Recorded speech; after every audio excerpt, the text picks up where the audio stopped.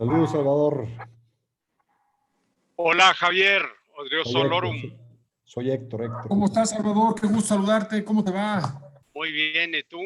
Muy bien, muchas gracias. Saludos a Mauricio, Gildardo, Héctor, a todos y Miguel. Todos Muy los que buenas estaban ahí. noches, bienvenido, gracias.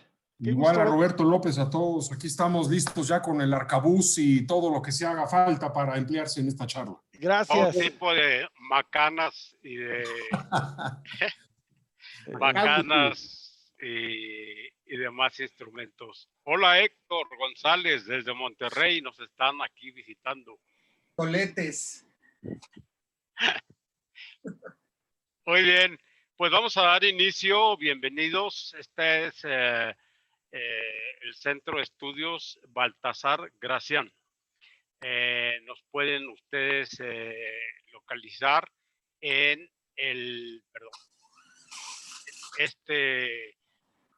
esta página. Bueno, aquí falta el punto MX, yo creo. El Centro de Estudios Baltasar Gracián es un centro que se dedica a promover cursos de cultura e a impartir seminarios, como ahora se dice, webinar, sobre diversos temas relacionados con historia de las emociones, siempre con historia de las emociones. Los cursos que damos normalmente, pues como ustedes pueden ver, son de historia, introducción a la historia de la música clásica. Hoy tenemos dentro del ciclo 500 años de México, que ya dimos una conferencia, Jaime del Arenal y un servidor, sobre qué celebrábamos y cómo celebrar o conmemorar los 500 años de la conquista de México. Y también estamos ahorita, acabamos de impartir historia de España. Bueno, estamos impartiendo historia de España a través de la pintura. Creo que esta semana es la tercera y última, pero para que sepan a qué se dedica el instituto. Eunice, Permíteme. Eunice, Yo te lo voy a ir a quitar. Sí. Así que ponelo ahí en la mesa. Si uno lo pone en la mesa, ya te lo quito. ya. Uno.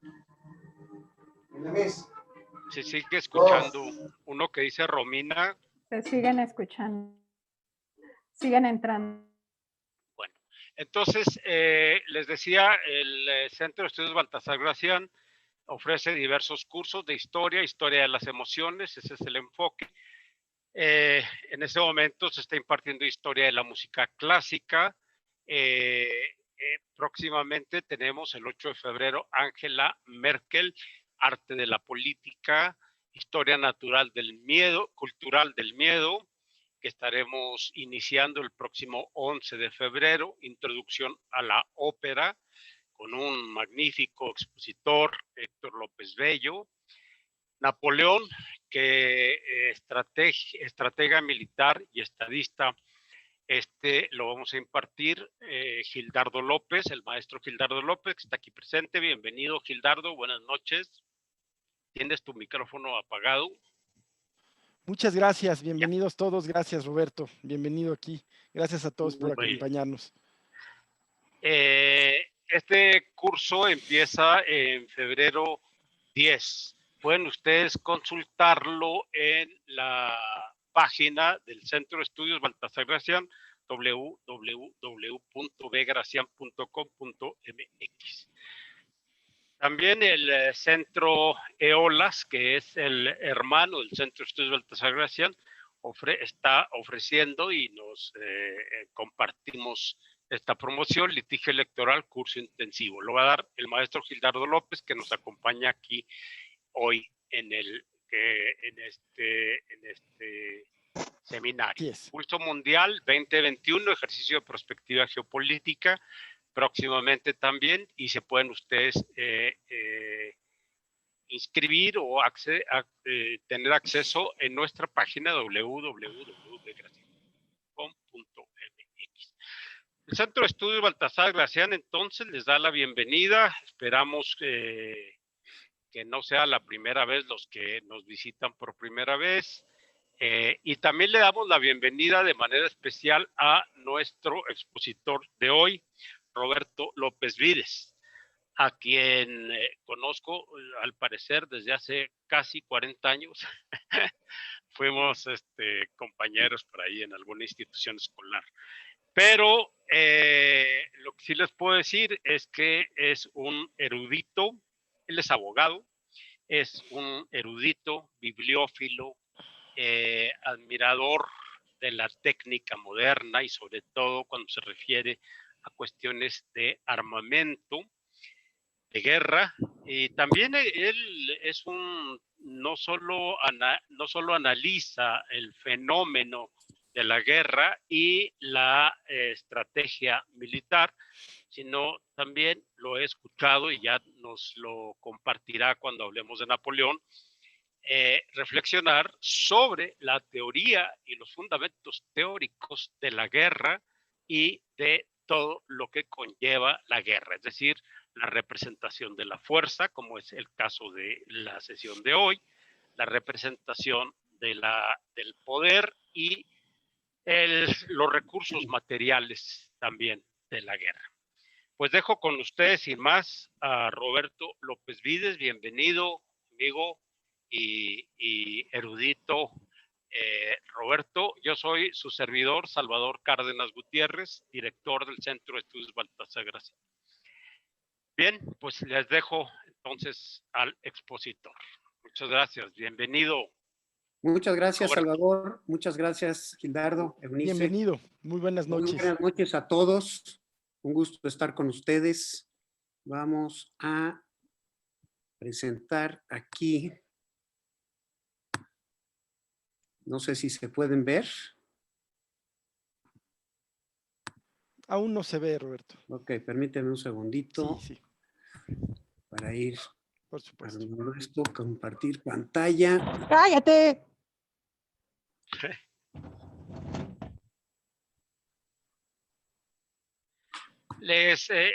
Pueden ustedes hacer sus preguntas a través del chat, o bien si alguien desea hacerlo, también lo puede solicitar para que sea de modo directo a través de su micrófono. Ustedes lo solicitan y ya está. Y si no, a través del chat nos comunicamos sus preguntas, dudas, etcétera. Así es. Ahí estamos ya. ¿Se puede ver? Sí, Roberto. Ya se ve. Perfecto, muchísimas gracias. Muy buenas noches a todos.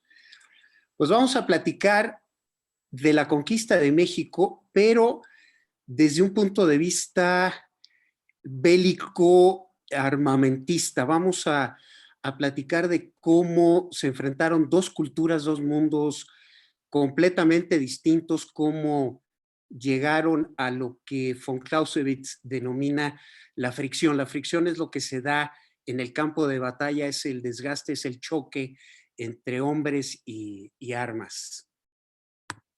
Vamos a empezar a platicar de cómo fue que llegó, es una de esas culturas a América, que es la cultura europea, y esto se debe a una posición muy importante que tienen varias naciones frente al Océano Atlántico. Si vemos aquí en este mapa, aquí está Portugal, España, aquí está Francia e Inglaterra. Esta posición frente al Océano Atlántico le permitió a todos estos países, a la cultura europea, lanzarse hacia la exploración. Las salidas al mar, decía el almirante Alfred Thayer Mahan, son muy importantes porque eso te da la proyección de fuerza, el poder llevar tu poderío militar a través de los barcos a otros países, pues no normalmente con fines de exploración. Se apagó tu micrófono, Roberto.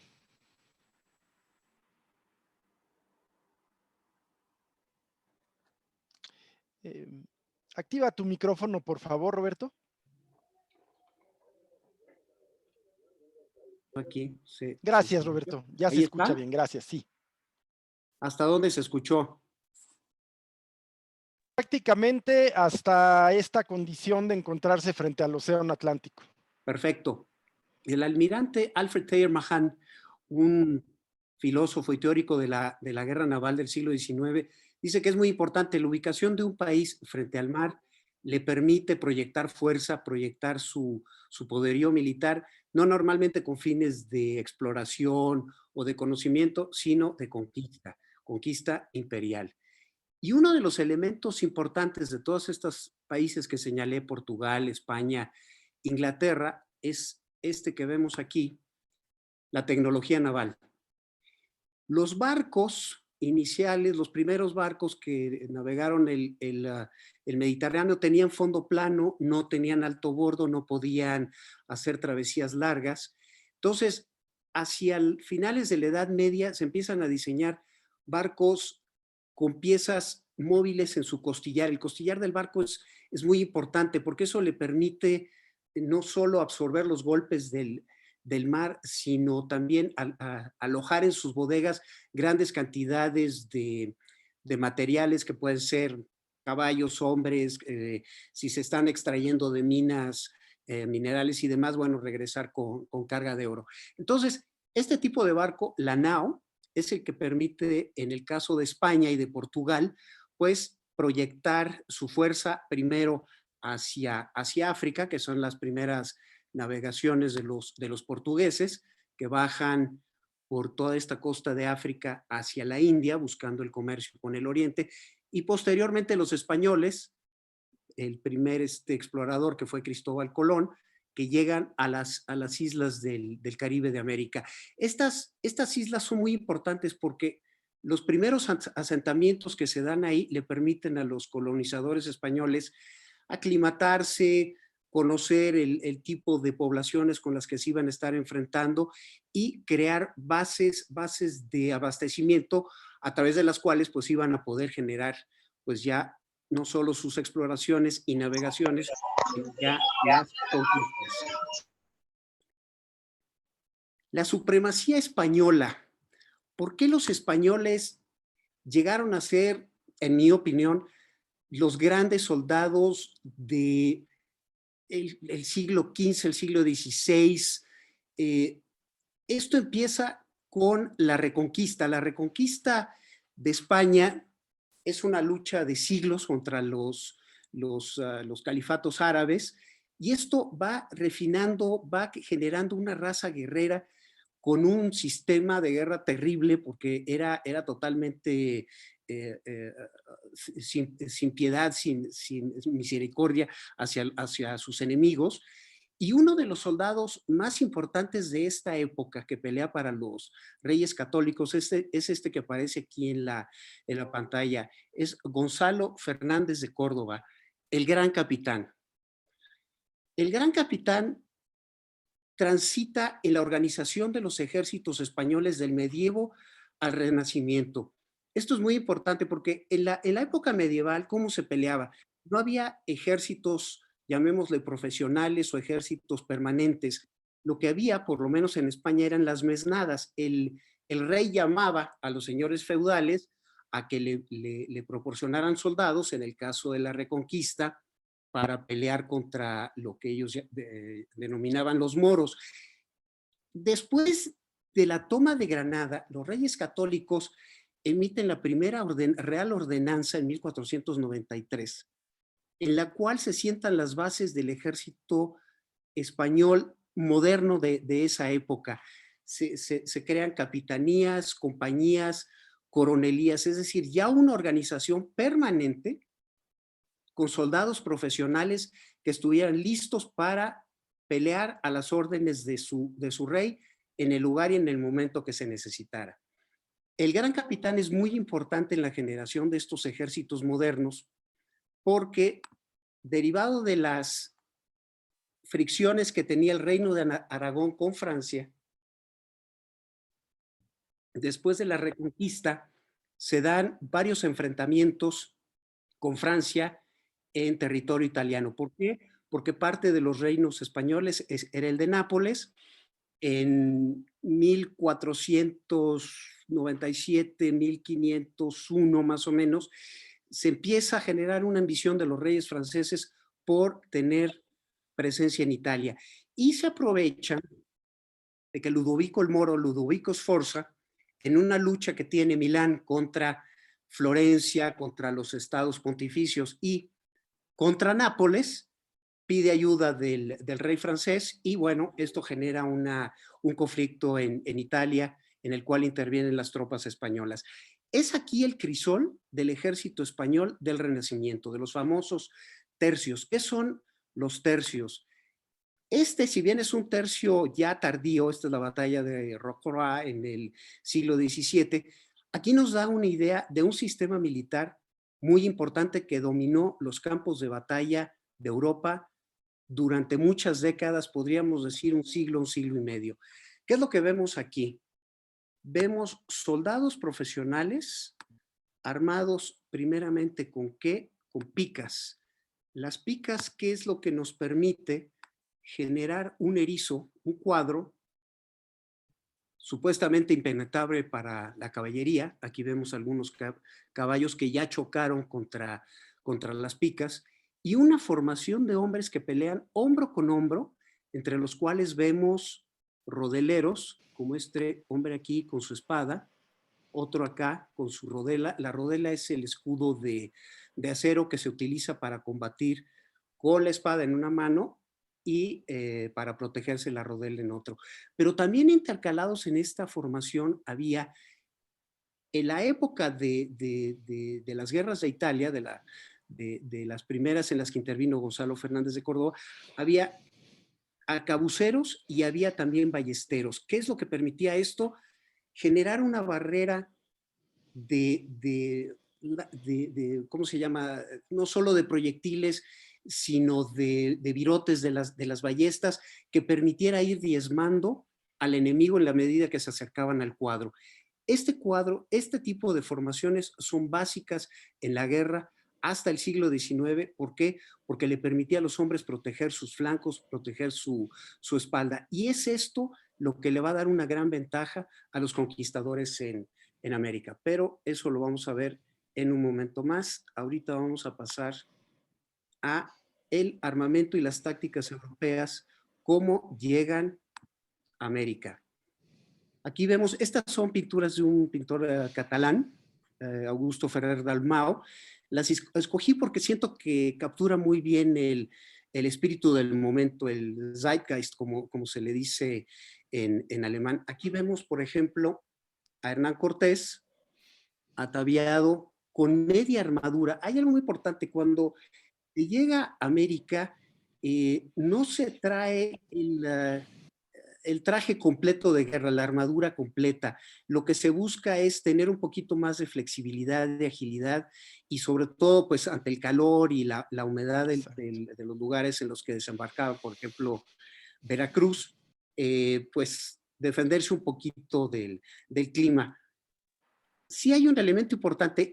Al final de la guerra de Reconquista, los caballeros españoles aprenden de los árabes a combatir al estilo a la jineta. La jineta quiere decir que, por ejemplo, como lo vemos aquí, utilizan la media armadura y no se cubren completamente como los caballeros que veíamos en la Edad Media. Estaban completamente blindados y llevaban inclusive armadura hasta en las piernas.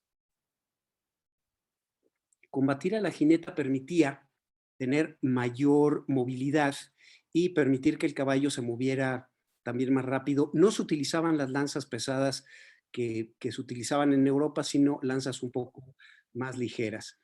¿Qué elementos vemos aquí de la armadura europea? Vemos la coraza aquí para proteger el pecho y vemos el famoso casco, el morrión, que es el clásico que se conoce de los conquistadores, pero hay muchos estilos más de cascos, como este que vemos aquí. Esta es una borgoñota. La borgoñota tiene visera, tiene un crestón, que es más de adorno, que supuestamente servía para desviar los golpes de las espadas, pero también tiene protecciones, aquí se ven, para la parte lateral de la cabeza y los oídos. El caballo es uno de los elementos tácticos más importantes que tienen los conquistadores, el caballo. La expedición de Cortés cuando llega, cuando se arma en Cuba, tenía aproximadamente 450, 500 hombres, unos 30 caballos y 16 jinetes. 16 jinetes les permitió en muchos de los enfrentamientos que tuvieron, empezando por el de Potonchán en Tabasco, tener una enorme ventaja sobre las tropas de los pueblos originarios, porque el caballo te da movilidad en el campo de batalla, te da altura, te da choque para poder derribar a los oponentes, pero sobre todo para generar brechas entre las formaciones indígenas, que las vamos a ver en un momento más, no eran tan cerradas como las que tenían los europeos. Entonces el caballo es un elemento vital del arsenal europeo. Aquí vemos en esta ilustración nuevamente la lanza del jinete. Una lanza hubiera sido un poquito más ligera, pero este personaje que vemos, este es para mí uno de los protagonistas principales de la conquista en cuanto a lo militar y al choque y la fricción se refiere. ¿Quién es? Es el rodelero. El rodelero es el soldado de a pie que dentro de la formación, peleando hombro con hombro con sus compañeros, utilizaba para protegerse él y el flanco de su compañero este escudo, la rodela, que era de acero, y sobre todo la espada ropera.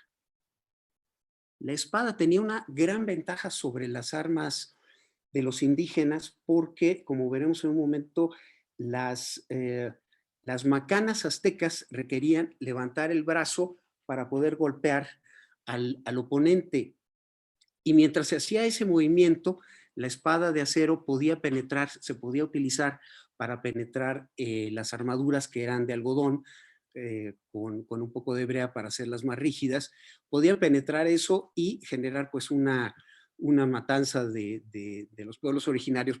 ¿A qué es a lo que quiero llegar? En todos los enfrentamientos los españoles sufren muy pocas bajas, salvo en uno que es el de la Noche Triste, pero eso es porque ellos pierden la ventaja y no pelean en formación. Aquí hay otro elemento que es poco conocido, que pelea en la conquista, y son estos, los perros. En el Renacimiento es muy común que se utilicen perros de guerra.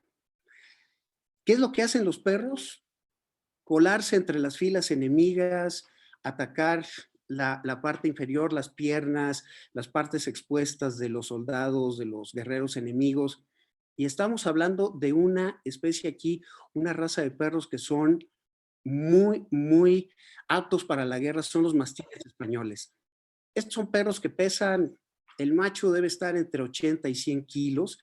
Yo quisiera imaginarme el tipo de heridas que puede hacer un animal de estos en una persona que no está debidamente protegida, además del terror que le debe de infundir el enfrentarse con un animal así. Los perros después van a jugar un papel también de guerra psicológica porque se les utiliza mucho para aterrorizar a los pueblos cautivos. Aquí vemos nuevamente a un mastín español, lo vemos en relación con un ballestero y vemos el tamaño del animal respecto de un ser humano, le llega casi a la cintura. Este es un ballestero. Las ballestas tienen gran importancia porque se habla mucho de las armas de fuego y que esto le dio gran ventaja a los conquistadores. En mi opinión, no. Las armas de fuego que se utilizaban en esa época, los mosquetes, arcabuces, pesaban casi 5 kilos y tenían que apoyarse sobre una horquilla, como se ve aquí. Este es un arcabuz de la época.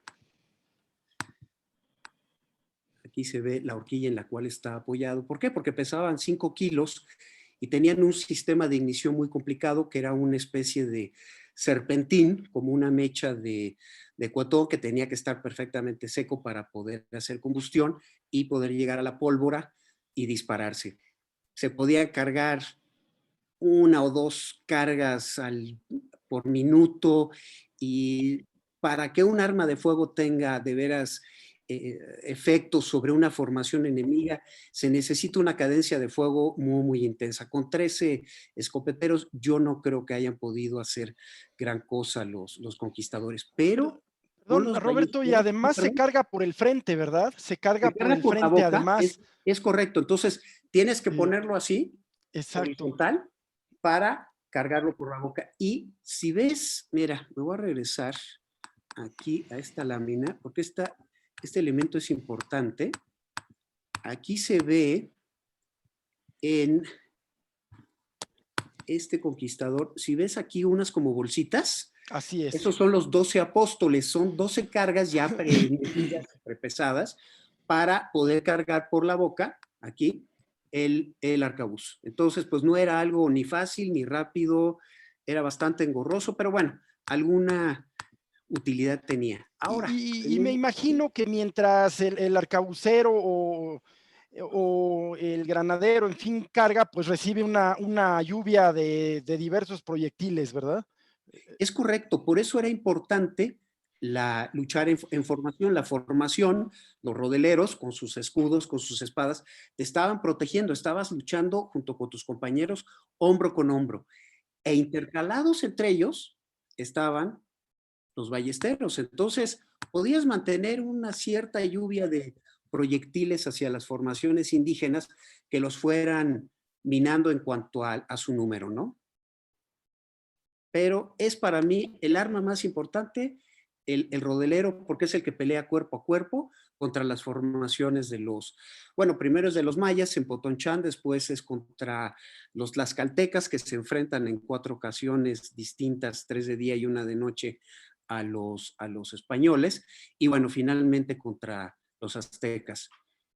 Esta es una lámina tomada de un ilustrador americano que se llama Adam Hook, que vemos aquí otro de los elementos que también nos dicen que le dio enorme ventaja a los conquistadores en su enfrentamiento contra los pueblos originarios, y es la artillería. La artillería también tenía el mismo problema que los arcabuces, que los mosquetes. Era muy pesada, era difícil de hacerla maniobrar. Sí tiene un efecto obviamente devastador contra una formación cerrada, como se ve aquí, de guerreros aztecas, pero también tiene un efecto psicológico. Yo no sé si a alguno de ustedes le ha tocado presenciar en algún ceremonial militar que se hagan salvas de artillería, y sí, el estruendo es muy fuerte y te sacude, pero tampoco siento yo que esta sí haya sido un arma decisiva en cuanto al enfrentamiento de las formaciones, tanto de los tlaxcaltecas como de los aztecas.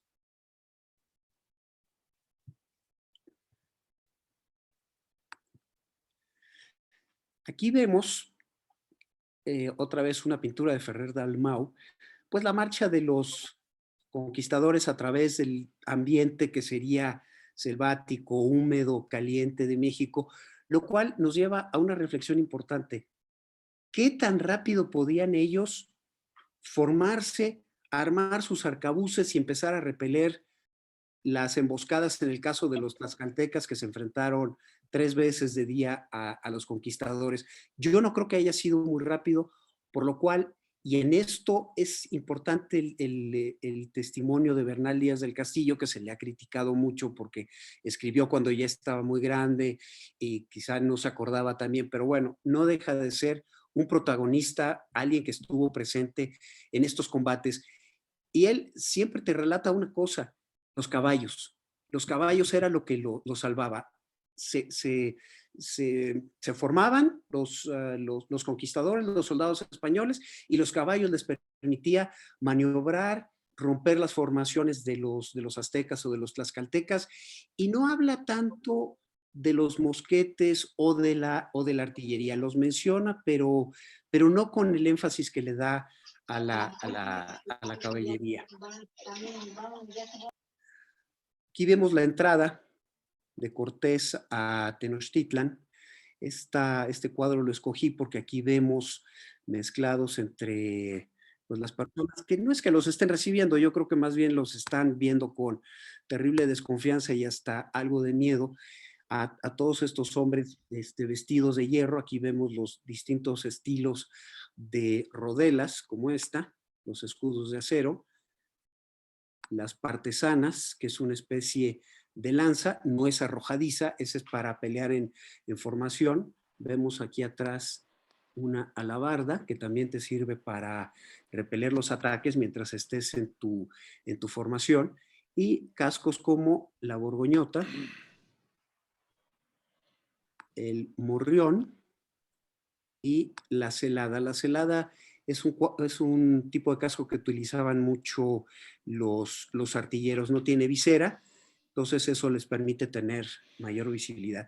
Y además de la rodela, vemos aquí un tipo de escudo que se traen como imitación de en sus enfrentamientos contra los árabes, que es la adarga. La adarga es un escudo ligero, es de cuero, con una armazón interna de madera, que te permite pues también mayor maniobrabilidad. Aquí hay una cosa muy importante.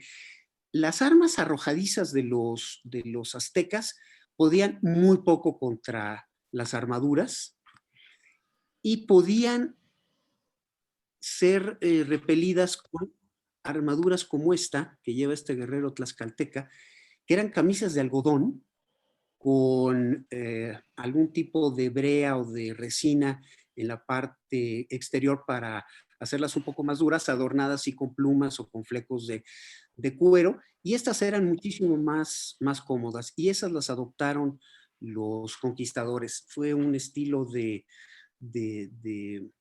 armamento defensivo que les sirvió mucho. Veamos ahora las armas de los aztecas. La sociedad azteca es una sociedad increíblemente jerarquizada, organizada no solo en cuanto a su religión, sino también la sociedad.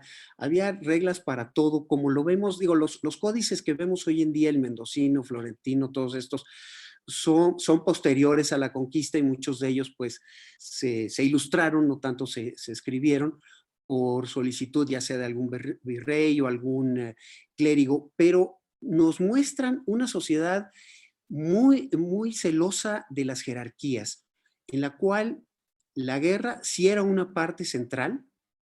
Todo mundo estaba entrenado como guerrero. Había dos tipos de escuelas, el calmeca, al que iban los nobles, y el tepochcali, al que iban los plebeyos, que tenían en común una sola cosa. En ambas escuelas se le enseñaba a los niños a ser guerreros, a pelear. Podríamos decir, perdón Roberto, que una era la escuela de oficiales y otra era la escuela de clases, la escuela de... Mira, es muy buena tu pregunta.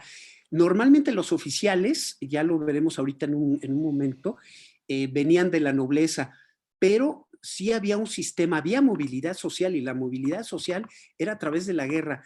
Si tú capturabas a través de distintas campañas un guerrero plebeyo, si iba capturando guerreros u oficiales de otros pueblos, podía ir subiendo en la escala hasta llegar a ser un oficial. Entonces, una distinción tan fuerte como una escuela de clases y la otra de oficiales, no me atrevería a decirlo. Ahora, siendo el Calmeca la escuela de los nobles, pues es de donde saldrían la mayor parte de los oficiales ¿cómo se llama?, de la clase guerrera azteca.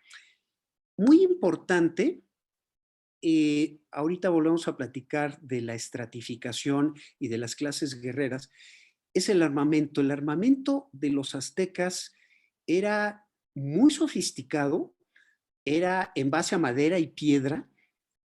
Había dos tipos de armas, las arrojadizas, como que es un atlatl.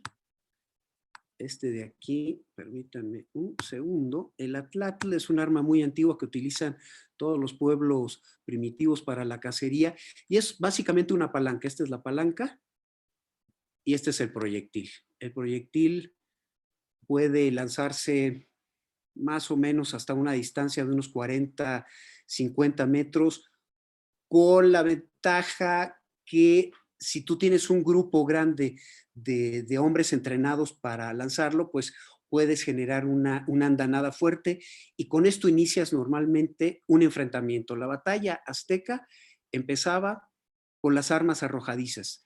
El atlatl, es decir, las que eran más como flechas, y las piedras tenían honderos entrenados para lanzar gran cantidad de piedras, cosa que lo sabían hacer desde niños porque la honda la utilizaban como arma de cacería. Bernal Díaz del Castillo y otros conquistadores te dicen que el atlatl, el macahuitl eran armas tremendas, pero a lo que de veras le tenían miedo, a las piedras. No es lo mismo el impacto de un macahuitl que genera la fuerza muscular que el de una piedra que viaja a gran velocidad y le puede pegar a un yelmo o a una coraza y la reverberación pues te puede hasta generar una fractura o una contusión cerebral. Las otras armas que vemos aquí de los aztecas, esta que es la más famosa, el macuahuitl, que es una macana de madera con filos de obsidiana. Los filos de obsidiana se partían, se trabajaban, era un trabajo artesanal y se iban colocando sobre los bordes del macuahuitl donde había un canal y se les ponía brea o algún tipo de pegamento que se endurecía y eso los hacía que se quedaran fijos.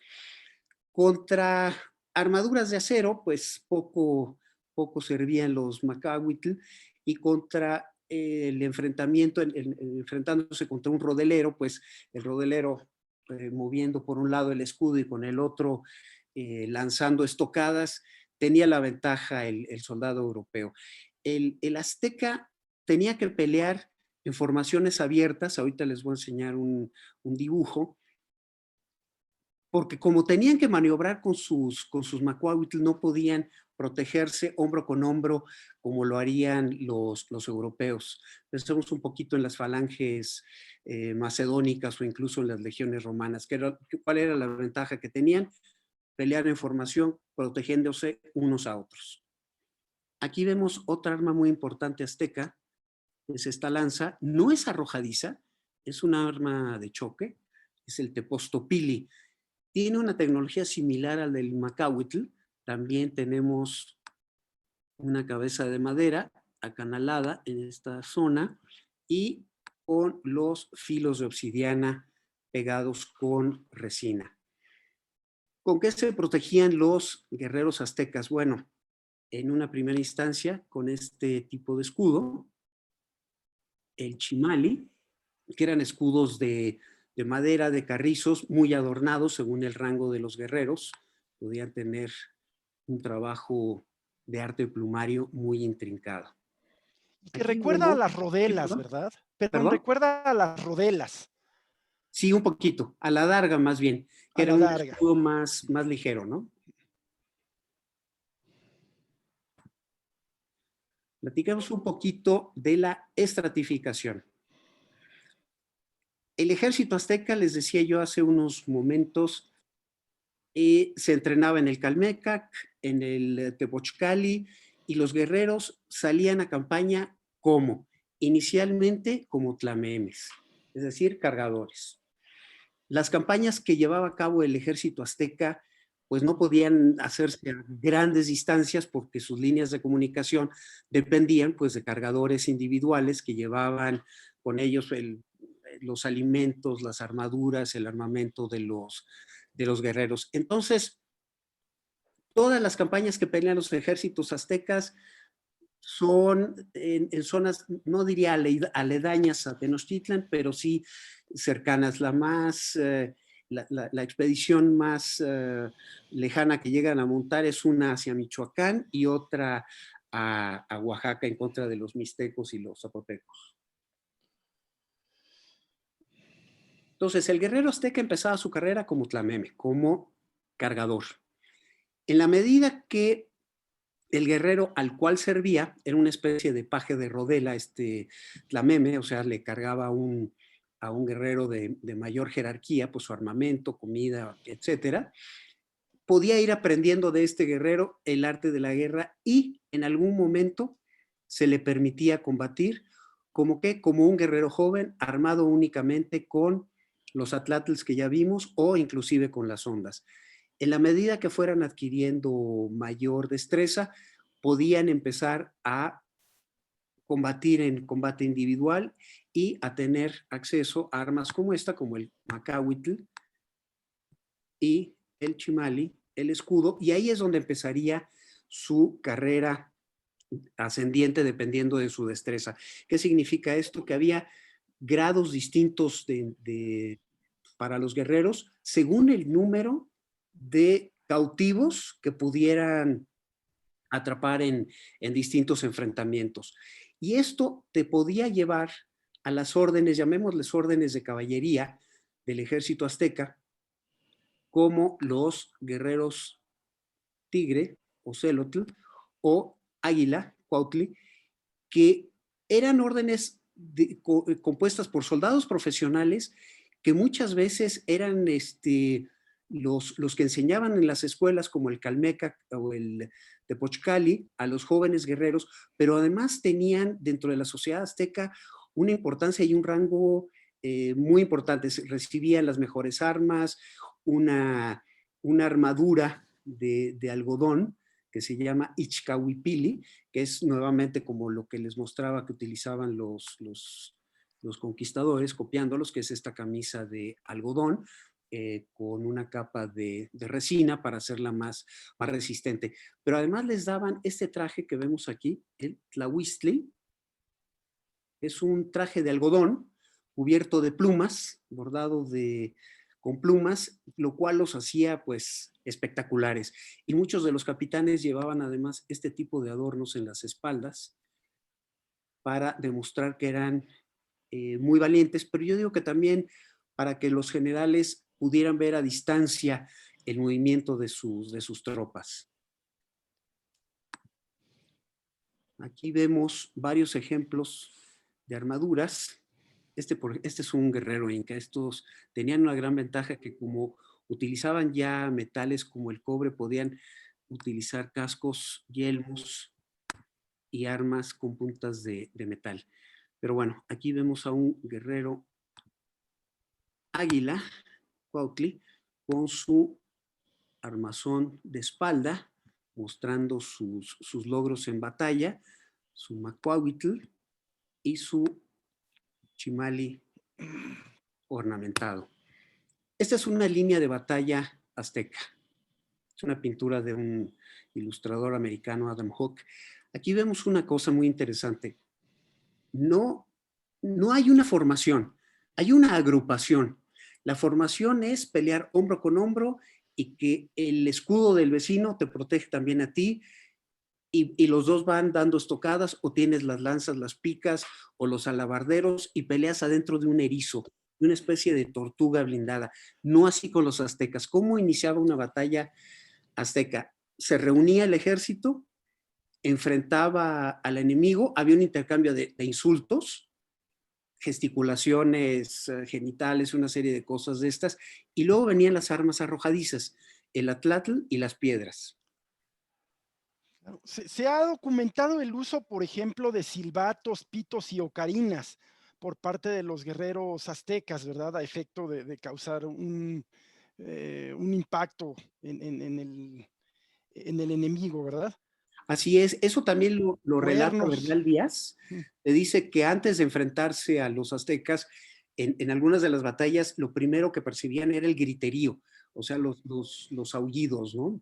Así es. Esto yo creo que es importante, eso lo ves en muchísimos pueblos guerreros, las vocalizaciones, los gritos, los insultos, pues para demostrar tu hombría y golpear los escudos con tus macanas o lanzas, que es una forma también como de darte valor, decir, bueno, pues me voy a enfrentar, vamos, y empezamos a gritar.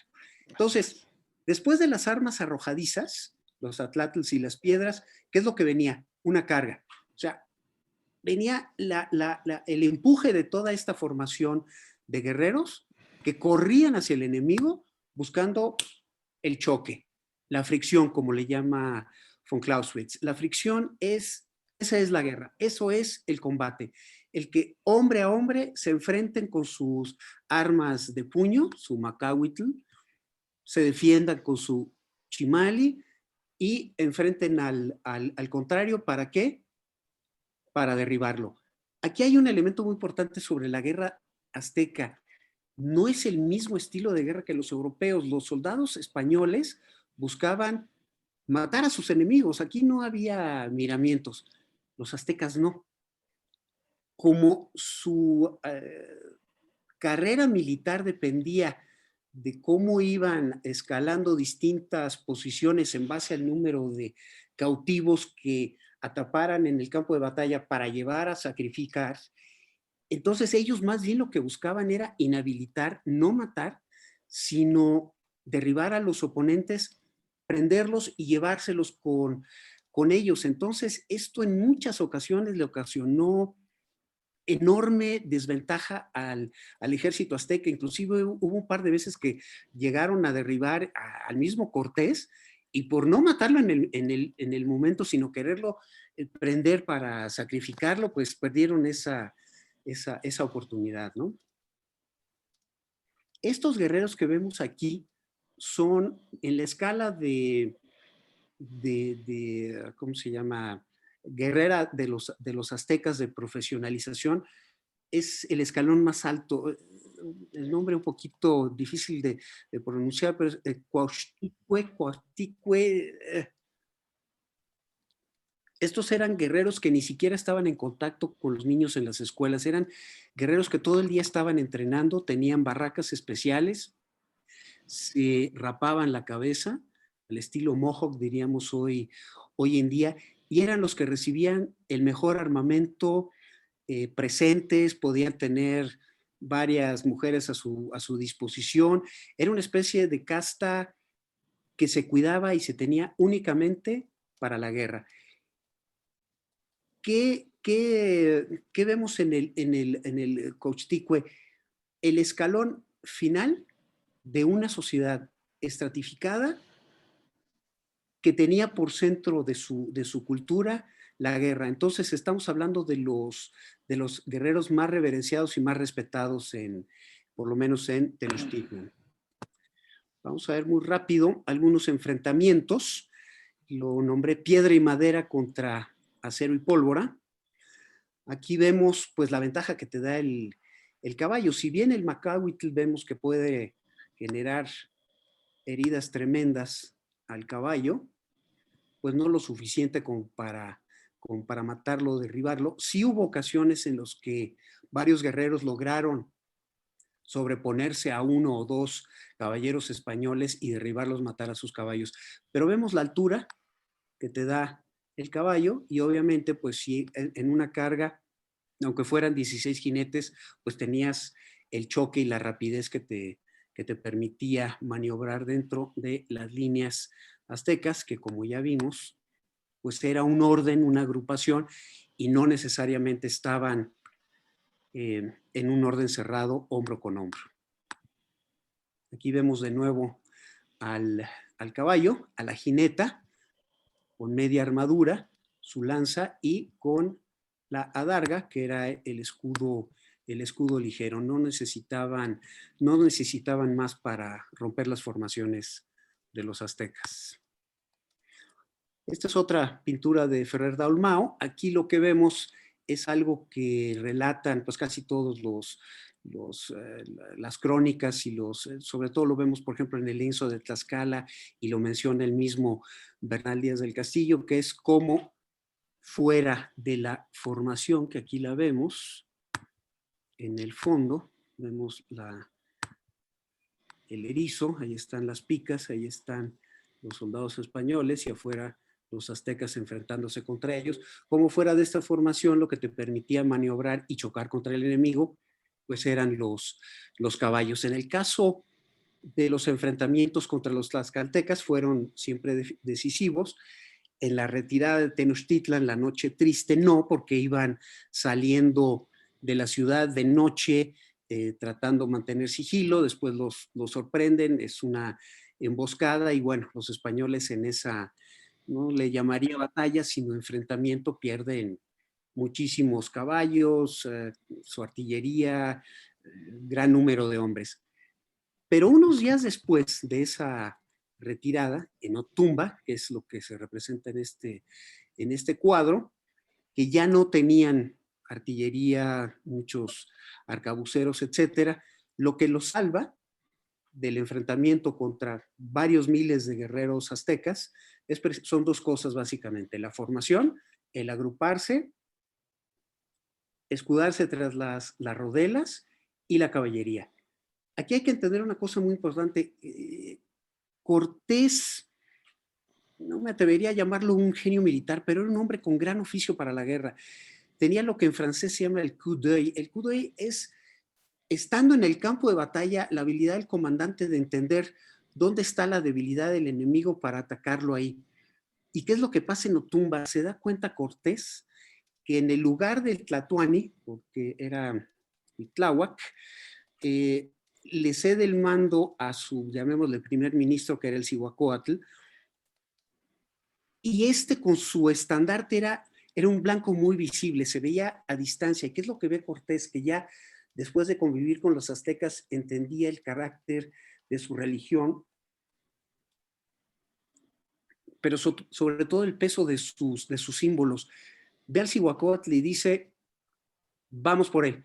Entonces montan los pocos caballos que quedan, creo que eran 5 o 6 hombres, y el que llega hasta el Cihuacóatl es Juan de Salamanca, lo derriba, le quita el estandarte, y el estandarte, el Quetzalcoatl, híjole, perdón, es como la bandera de los aztecas, pero no es un símbolo nacional, es un símbolo religioso, es un símbolo de todo el pueblo. Entonces, al derribar al primer ministro, al Cihuacóatl, arrebatarle este estandarte, eso le dio a los españoles en ese momento la victoria total, porque esto te lo dicen, te lo dice Bernal, te lo dicen los cronistas, las caltecas posteriores a la conquista. Se desbanda el ejército azteca, se deshace. Entonces, aquí, entre el carácter religioso de la guerra para los aztecas y la forma despiadada en la que combatían los españoles, pues la fricción los llevó a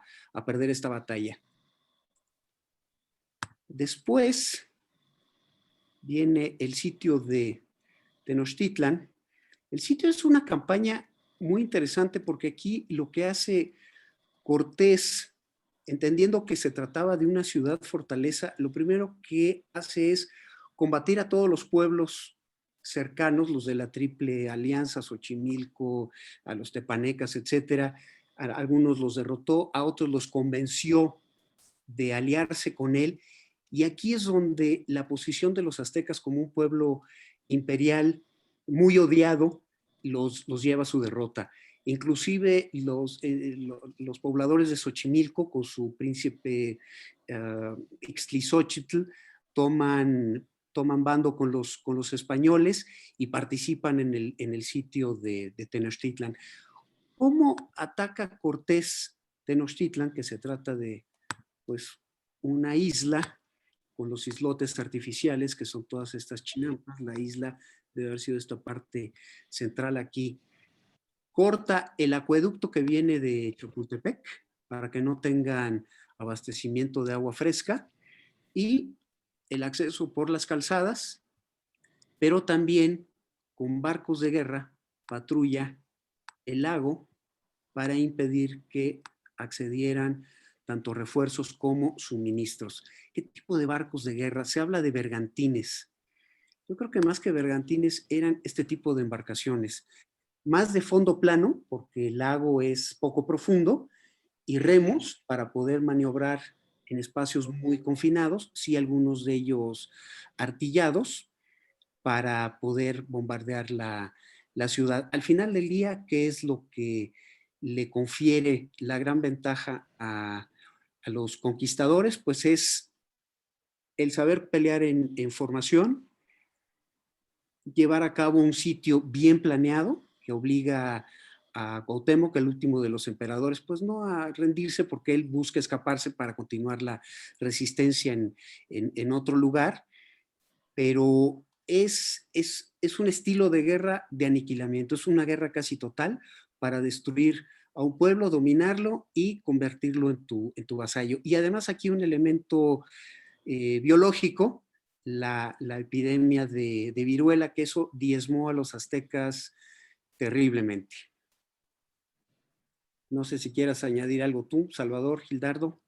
Bueno, antes de continuar, queda siempre en medio esta consideración, por no llamarlo lugar común, de que fue la superioridad tecnológica, la superioridad en armamento, e incluso me parece que con enorme respeto, pero con cierto desconocimiento, que la táctica militar fue superior.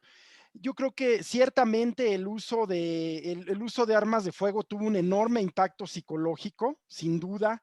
Yo me imagino el susto que debe haber causado el estruendo, el ver salir chispas, fuego, pero también como parte de la táctica, pues yo creo que queda muy claro que no fue una superioridad en armamento, quizás también el número, y que mucho tiene que ver con el tema que muy bien nos mencionabas de las enfermedades, el genio militar estratégico casi innato de Hernán Cortés en cuanto general, y por qué no decirlo, pues también las alianzas de todos esos pueblos que se fueron sumando en una consideración política a los propios españoles, ¿verdad?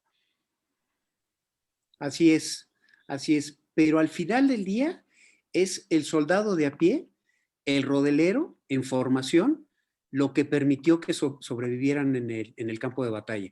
Sí, la artillería, el impacto psicológico, quizá alguien que estuviera enfrente de los cañones que matara 5 o 10 gentes a la vez, pero no más. Era esa como trituradora de carne que resistía los embates y luego el embate de la caballería y el saber a quién y cómo golpear usando los caballos. Por supuesto, porque también se habla de los cañones, en fin, pero trasladar en peso esos artilugios, pues no fue una empresa fácil, ¿verdad? Y tampoco eran demasiados. Además hay una cosa, después de la noche triste se pierden arcabuces, cañones, ¿y qué es lo que queda? Los caballos, los rodeleros, algunas ballestas y, ¿cómo se llaman? Alabardas, montantes, partesanas, este tipo de armas que al final del día pues son de contacto, ¿no? No son tanto de disparo a distancia. Por supuesto. Por supuesto, si el doctor no tuviera alguna consideración, hay algunas preguntas y comentarios muy interesantes Por favor, de por favor. un numeroso público a quien le agradecemos muchísimo su asistencia y participación el día de hoy. Bueno, David Kirama, muy buenas noches, bienvenido.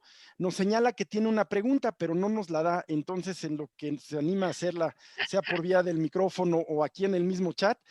Carmen Thierry.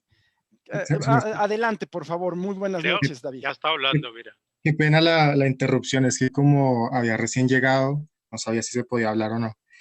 Buenas noches desde Colombia. Bienvenido, buenas noches. Llegué en la parte en donde se está hablando del armamento español y me interesó mucho el tema de la conferencia por este tema. Yo estoy metido mucho en el tema de la conquista últimamente. Digamos aquí en Colombia, que fue, digamos, el nuevo reino de Granada, lo que se estableció, también un poco en otros niveles, pero entonces lo que yo he leído mucho y he escuchado es que de pronto estas representaciones de los españoles como con tanto metal no son tan correctas. Se supone que por el clima tropical pues de nuestras regiones, en muchas partes. Entonces, he escuchado que más que las armaduras de metal y esto se utilizaban, era como, sí, estas de algodón, todo esto como copiando un poco a los indígenas. Entonces, no sé qué tanto porcentaje, digamos, en estas pinturas, le explicaba yo a alguien también metido en el tema y me decía que era, por ejemplo, muy complicado esos caminos tan largos en la selva y en armadura, como que eso era un horno, que no lo veía, tan viable. Sumaba algunas fuentes de la época, por ejemplo, aquí en Colombia, en la costa colombiana, un gobernador como en tipo 1525, García de Lerma, mencionaban unas cartas que era ineficaz la armadura metálica en tierra caliente, por eso, y que tenían que hacer unas de algodón. No sé qué información tengan al respecto.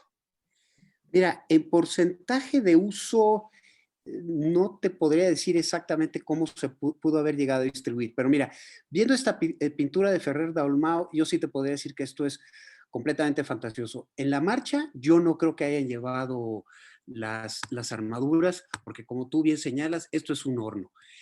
Sí, partes de la armadura en los enfrentamientos que pudieron llegar a prever, o en los cuales vieron a los ejércitos, en el caso de los tlaxcaltecas, por ejemplo, acercarse y pudieron haber desplegado los españoles, pudieron haberse armado. Pero en caso de emboscadas y demás, yo no creo que hayan podido armarse en el momento.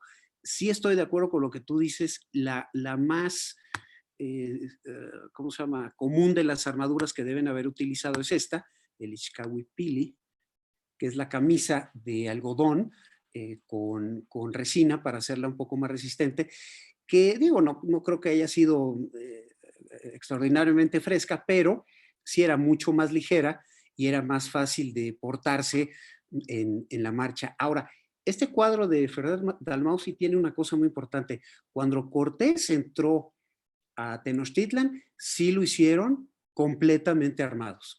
Y las armaduras las pulieron para que reflejaran el sol, para que no se viera el óxido, porque lo que querían hacer aquí era presentar un espectáculo militar de, pues, aquí estamos, somos quizás hasta dioses, entonces todavía no había mucha conciencia de que, por ejemplo, los caballos fueran otra cosa que centauros, o todavía había cierta admiración o pasmo ante las tropas europeas.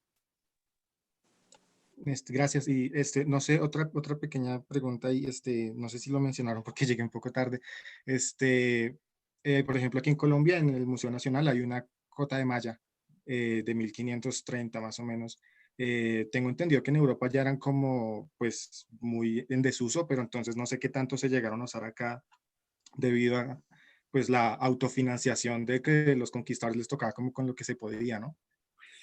Recuerda que la expedición de Cortés, más que una expedición militar, es una empresa, es un grupo de empresarios, de aventureros que ponen dinero o ponen su participación personal, pues para explorar, conquistar, saquear un territorio. Entonces, esto te lleva a algo muy importante, no hay una bodega central del ejército español donde todos se pudieron haber equipado. Entonces, lo más probable es que llegaran pues con el equipo que pudieran adquirir ellos en forma particular, y seguramente ahí la cota de malla estaría disponible.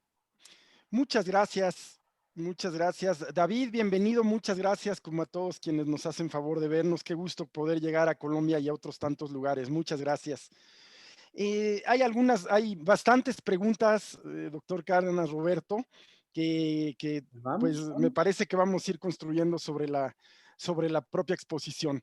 Carmen Thierry, a quien le damos la bienvenida, muchas gracias, muy buenas noches, hace dos preguntas. La primera de las cuales es, ¿por qué aparece el huehuetl con las armas? Y la segunda, ¿cómo se llama el armazón que usaban en la espalda? Mira, el huehuetl, que aquí lo vemos como instrumento, aquí está. Si te fijas en esta parte inferior, esta parte se enterraba, lo cual te permitía, al golpearlo, que las vibraciones se transmitieran a larga distancia. El huehuetl aquí, más que instrumento musical, era un elemento de señalización para poder aglutinar y controlar a los ejércitos. Había otro tipo de tambor, el teponaztli, pero ese era más bien para ceremoniales y demás. El huehuetl tenía una función militar y era esta. Podríamos decir para enviar señales, mensajes, instrucciones. Así es. Muchas gracias. Y la segunda pregunta, igual que hacía y el armazón. Exacto. Uy, ahora sí que mi náhuatl está adormecido. Un poco macarrónico. Sí, esa sí la tendría que buscar. No te preocupes, gracias, y nos comprometemos a responderla, por supuesto, con mucho gusto, doña Carmen Thierry. Continuamos con las preguntas. Leobardo, muy buenas noches. A Leobardo no viene su apellido, pero don Leobardo, bienvenido, muy buenas noches. Nos pregunta sobre la utilización de bolas de chile secos como asfixiantes. Es buena pregunta. Te voy a decir una cosa. Creo que en el Códice Mendocino se ve las medidas disciplinarias para los niños rebeldes. Y ahí se ve el uso de chiles en una fogata, pues para generar humo y pues irritar al niño. No sé si se llegaron a utilizar como una especie de guerra química para hostigar a los enemigos como algún tipo de arma arrojadiza.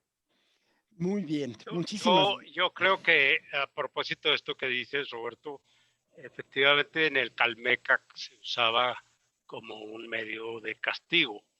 Esto lo recoge también Julio Jiménez Rueda de otros 2 textos interesantes sobre su historia de la cultura. Pero a mí me parece complejo el que se usara a larga distancia, ¿no? Lo que se hacía era obligar a los niños a inhalaran el humo del chile. Así es. Así es. ¿Verdad? Así Y es. duraban, al parecer, más de un día, pues, digamos, enchilados. Y pero, seguramente la corrección toda la vida. sí, bastante Sí, enchilados. ¿verdad? Y, pero difícilmente me parece que se pueda usar a larga distancia, porque si el viento cambia, se revierte el efecto.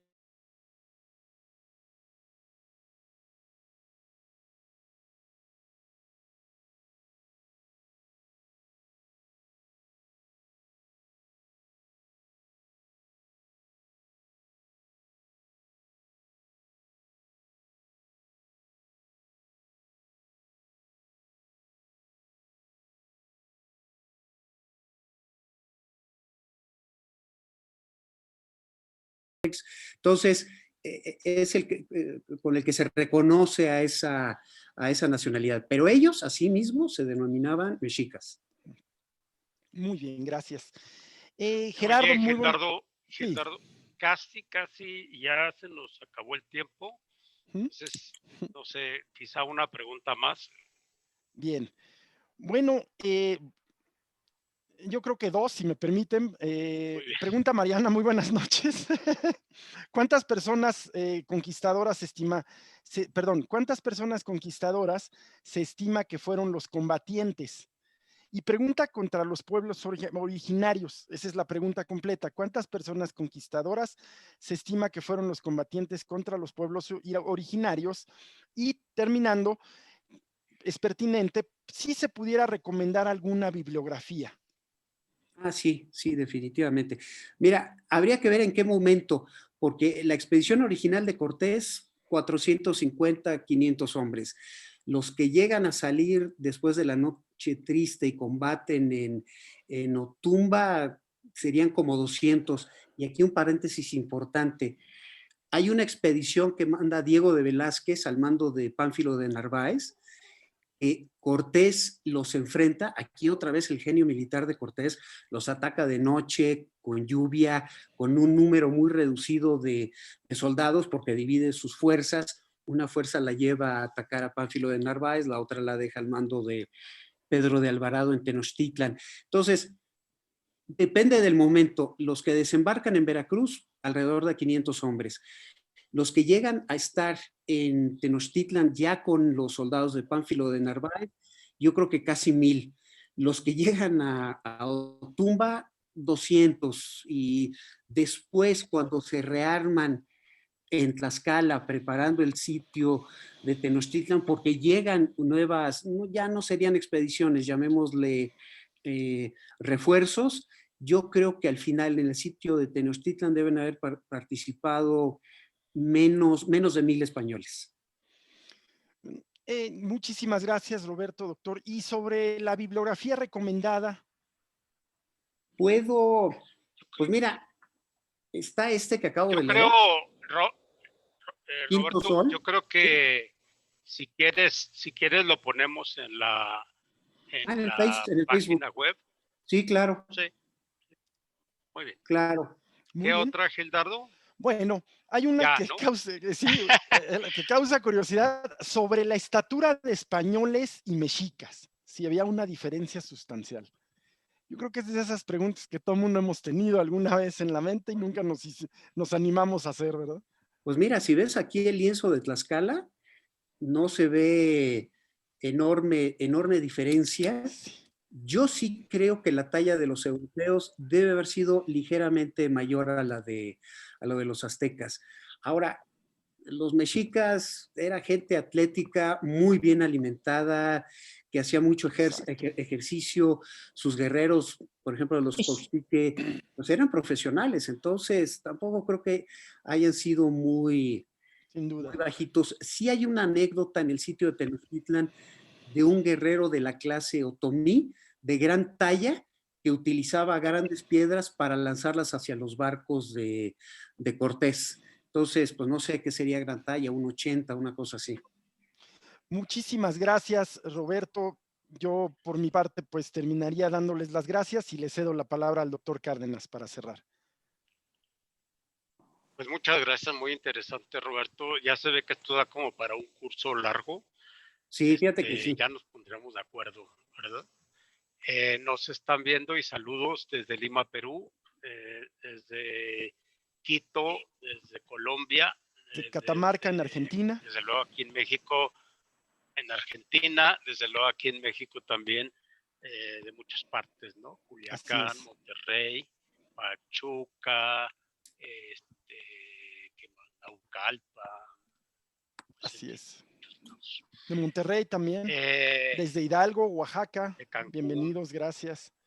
Sí, de Cancún, Acambay. Bien, pues nos da mucho gusto. Es un tema además muy complicado porque es un tema sumamente, creo yo, y lo digo como historiador, inexplorado.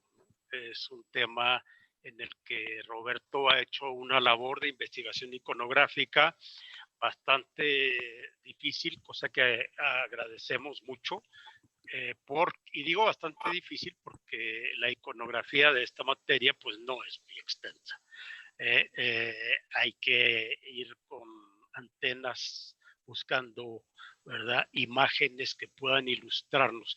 Y luego una cosa que señalabas tú, pues es que en ocasiones algunas de estas imágenes y pinturas que nos enseñabas fueron hechas en el romanticismo, en el periodo romántico, donde no se buscaba reproducir la realidad, ni creo tampoco que se inspiraran demasiado en los códices, sino se buscaba crear una imagen ideal, ¿verdad? Y por eso efectivamente aparecen algunas contradicciones, como el pensar que la malla de cota, como decía nuestro amigo de Colombia, se empleaba por todos en todas partes, o que estas armaduras de peto también.